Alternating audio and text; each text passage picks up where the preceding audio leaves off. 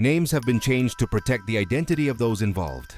My name is Sergeant Alvaro Mendez, and this is the kind of incident a police officer never forgets, even after many years.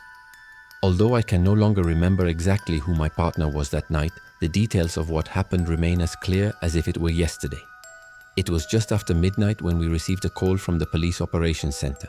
In Brazil, this is known as COPOM, the central dispatch responsible for sending emergency calls to patrol units.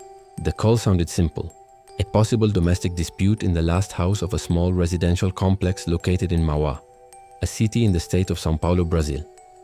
Mauá is built almost entirely on steep hills, where homes are stacked one above another and long stairways connect the different levels.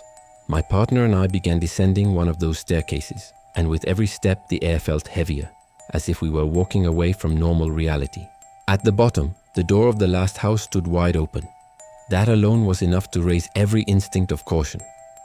We entered slowly, and what we saw felt like stepping into a nightmare. The entire floor was covered in blood. Not just stains, it looked as though someone had poured a bucket of red paint and smeared it with their hands. The metallic smell of blood filled the air. On the walls, bloody handprints appeared everywhere, dragged across the surface as if someone had desperately searched for support. My heartbeat quickened. Police officers are trained, armed and equipped, but fear is real. Anyone who denies it is lying. And fear was exactly what I felt. Then, as I prepared to call out, a hand appeared from the next room. A trembling hand dripping with blood. And she emerged. A woman, around 60 years old, slowly walked into view. When we finally saw her clearly, the shock hit us like a punch. She had more than 20 stab wounds all over her body, on her chest, arms, neck, everywhere. Yet she was standing, walking, speaking, and the voice she used did not seem like her own.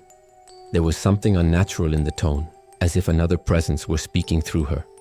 I approached cautiously and asked, "Ma'am, are you all right?"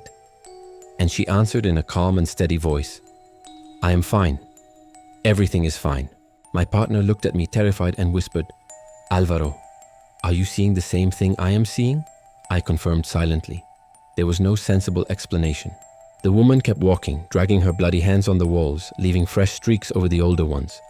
Judging by the amount of blood soaking the floor, she should have collapsed long before we arrived. But she hadn't. We called for rescue. Multiple units arrived. Firefighters, paramedics, and additional police officers. Everyone witnessed the same impossible scene. The woman walking, talking, and asking for help. The firefighters managed to place her on a stretcher, and even then lying down, she repeated calmly that she was fine, despite the deep wounds covering her body. Then the advanced medical unit arrived.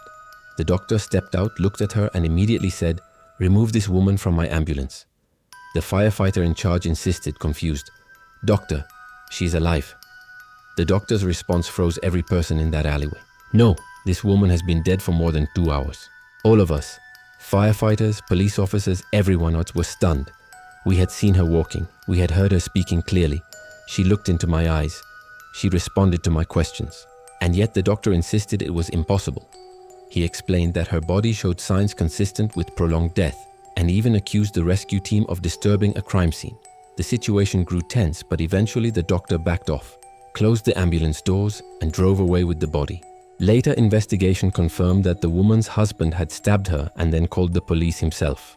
But no expert, no officer, and no professional present that night could explain how a woman who had been dead for more than 2 hours walked through her home, spoke to us, and pleaded for help as if she was still fighting to stay alive. Throughout my career, I have witnessed many difficult things, but nothing compares to the calm voice of that woman, to the way she walked, or to the chilling realization that, for reasons beyond understanding, she kept moving long after life had left her body.